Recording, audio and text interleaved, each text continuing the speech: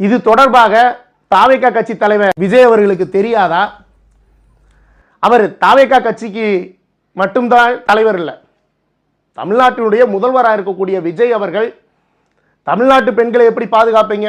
உங்க கட்சியில் இருக்கக்கூடிய ஒரு பெண்ணுக்கே பாதுகாப்பு இல்லைன்னா நீங்க எப்படி தமிழ்நாட்டில் இருக்கக்கூடிய 3 கோடிக்கும் மேற்பட்ட பெண்களுக்கு பாதுகாப்பு தருவீங்க?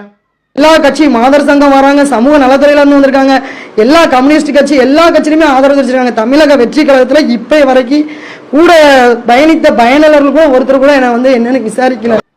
நல்லாட்சி தருவேன்னு சொல்லி ஆட்சியில் அமர்ந்த நீங்க உங்க கட்சியில் இருக்கக்கூடிய ஒரு பெண்ணுக்கே பாதுகாப்பு தர முடியவில்லை என்றால் நீங்க எப்படி தமிழ்நாட்டில் இருக்கக்கூடிய 3 கோடிக்கும் மேற்பட்ட பெண்களுக்கு பாதுகாப்பு தருவீங்க?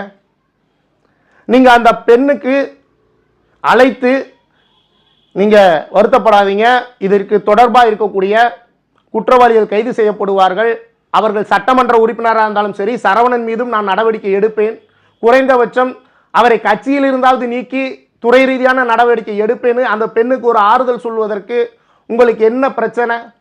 நீங்க எப்படி மற்ற தமிழ்நாட்டில் இருக்கக்கூடிய பெண்களுக்கெல்லாம் பாதுகாப்பு தருவீங்க? உங்களுக்காக 20 ஆண்டுகள் கட்சியில் பணியாற்றிய பெண்ணுக்கு உங்களால் பாதுகாப்பு தர முடியல. அந்த பெண்ணை துன்புறுத்திய தாவேகா நிர்வாகியை கட்சியை விட்டு நீக்க முடியல. சட்டமன்ற உறுப்பினர் சரவணன் மீது துறை ரீதியான நடவடிக்கை எடுப்பதற்கு நீங்க தயக்கம் கொள்கிறீங்க. நீங்க எப்படி தமிழ்நாட்டில் இருக்கக்கூடிய பெண்களுக்கெல்லாம் பாதுகாப்பு தர முடியும்? இதை நான் கேட்கல, அந்த பெண் கேட்குறாங்க. உங்களுக்காக 20 வருஷமா நான் உழைச்சிருக்கேன், எனக்கு ஏன் பாதுகாப்பு தரல?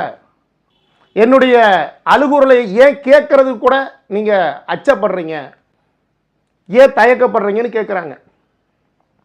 இது அந்த பெண்ணோட குரல் மட்டுமல்ல, தமிழ்நாட்டில் இருக்கக்கூடிய ஒவ்வொரு பெண்களுடைய குரலாக அந்த பெண் கேட்குது.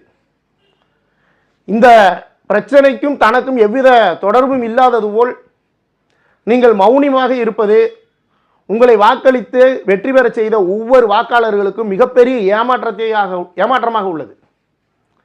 பாதிக்கப்பட்டது நான் மட்டும் இல்லை, இன்னொரு பொண்ணும். அந்த பொண்ணோட வாழ்க்கை கிடக்கூடாதுன்னு அந்த பொண்ணு என் காலில் விழுந்ததுனால நான் அந்த பொண்ணு என்னை வெளிச்சத்துக்கு கொண்டு வரல. உனக்கு எவ்வளோ வேணும் அப்படிலாம் எனக்கு கேட்குறாங்க. விஜய் ரசிகா இருந்த பாவத்துக்கு எனக்கு இந்த பேர்லாம் தேவையான